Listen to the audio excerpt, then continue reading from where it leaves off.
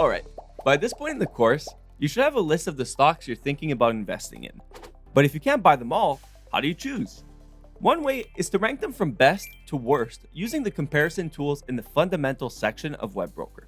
It's like creating your own leaderboard of stocks to invest in. Let's start with the Industry Comparison tab. It shows you how a company compares to others in the same industry. The further to the right each shaded square is, the better the company stacks up against its competition. To make ranking easier, give each square a value starting at 1 on the left and going up to 5 on the right. This will give a company a score in each metric.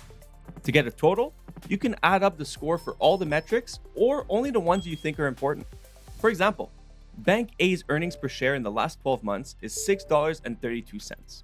That's better than the industry average of $5.81, and it ranks in box 4, which is pretty good. But Bank C's earnings per share in the last 12 months is $7.06 and ranks in box 5, which is even better. If earnings per share was the only metric you cared about, this means that Bank C has a higher score than Bank A.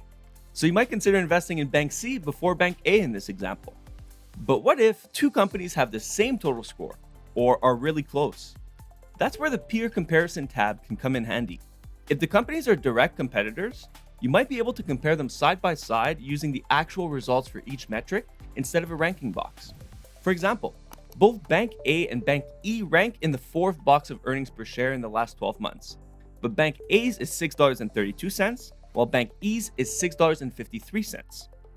Even though they're both ranked in the same box, Bank E should be ranked higher than Bank A. Again, only one metric is used in this example, but it's likely you will use more. So you can give 1 point to a company for each metric it scores better than its competitor. Then, add up all the points when you're done comparing to see who comes out on top. Sometimes you might not see the company you want to compare against in the peer comparison tab. If this is the case, you can manually compare their metrics by pulling up each company's industry comparison view separately.